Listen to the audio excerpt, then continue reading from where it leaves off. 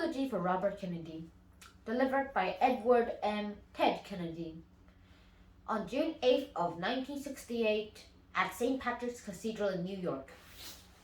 Your Eminences, Your Excellencies, Mr. President, on behalf of Miss Kennedy, her children, the parents and sisters of Robert Kennedy, I want to express what we feel to those who mourn with us today in this cathedral and around the world. We loved him as a brother, and as a father, and as a son. From his parents, and from his older brothers and sisters, Joe and Kathleen, and Jack. He received an inspiration which he passed on to all of us. He gave us strength in time of trouble, wisdom in time of uncertainty, and sharing in time of happiness. He will always be by our side.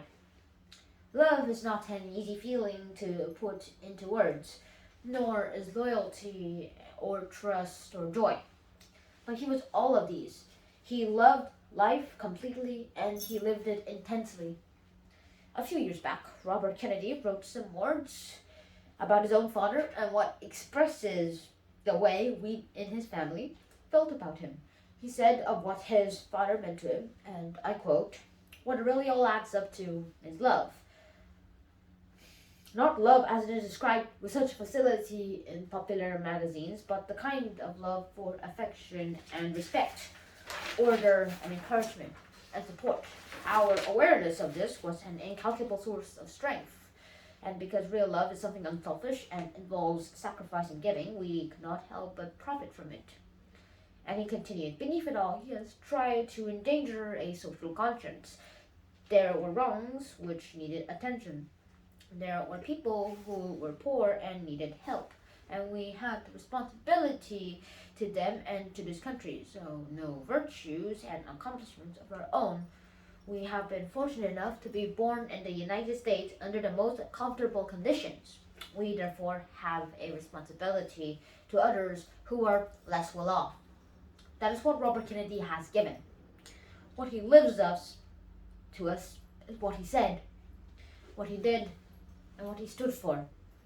A speech he made to the young people of South Africa on the Day of Affirmation in 1966 sums it up the best, and I would like to read it now.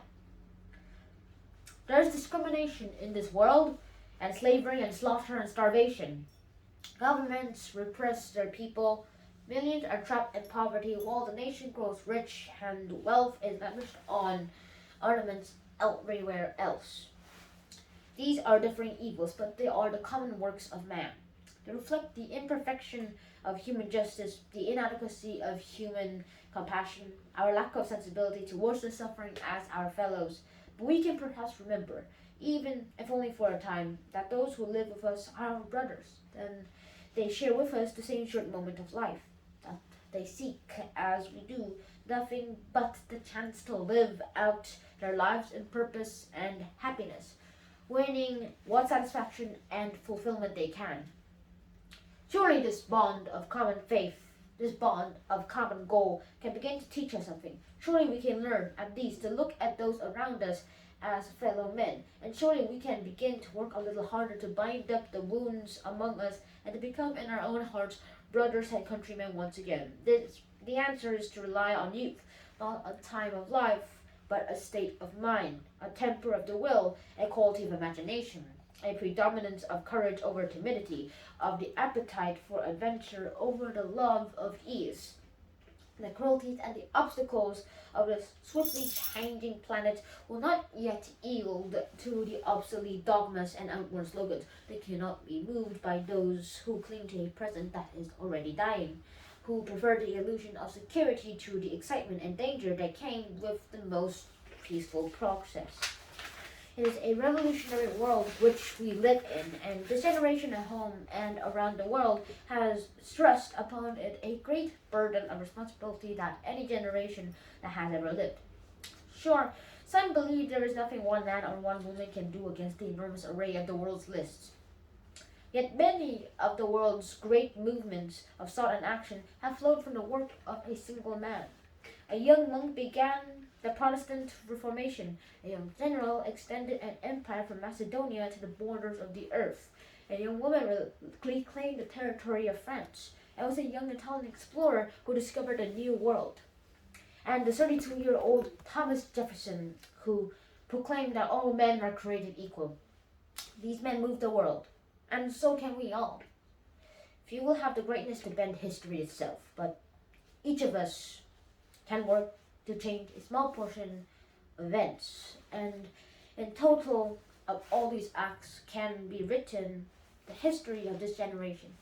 Each time a man stands up for an ideal or acts improve the lot of others or strikes out against injustice, he sends forth a tiny ripple of hope, and crossing each other from a million different centers of energy and daring those rippers to build a current and sweep down the mightiest walls of oppression and resistance. Few are willing to brave the disapproval of their fellows, the censure of their colleagues, the wrath of their society. Moral courage is a rarer commodity than bravery in battle or great intelligence, yet is the one essential vital quality for those who seek to change a world that yields most painfully to charge. And I believe that in this generation, those with the courage to enter the moral conflict will find themselves with their companions in every corner of the globe. The fortunate among us, there's a temptation to follow the easy and familiar paths of personal ambition and financial success so broadly spread before those who enjoy the privilege of education. But that is not the road history has marked out for us. Like it or not, we live in times of danger and uncertainty, but they are also more open to the creative energy of men than any other time in history. All of us will ultimately be judged, and as the years pass, we will surely judge ourselves on the effort we have contributed to building a new world society and the extent to which our ideals and goals have shaped this event. Our future may lie beyond our vision, but it is not completely beyond our control. It is the shaping impulse of America that neither fate nor nature nor the irresistible tides of history, but the work of our own hands, matched to reason and principle. That will determine our destiny. There is pride in that, even arrogance, but there is also experience and truth. And the event is the only way we can live.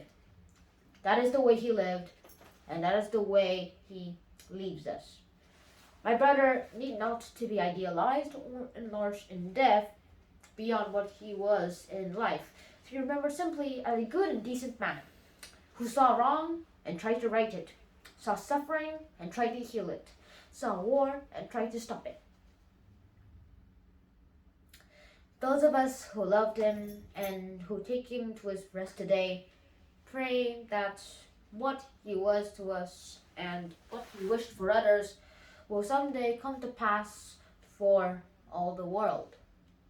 And he said many times in many parts of this nation to those he touched and who sought to touch him, some men see things as they are and say, why? I dream things that never were, and say, why not?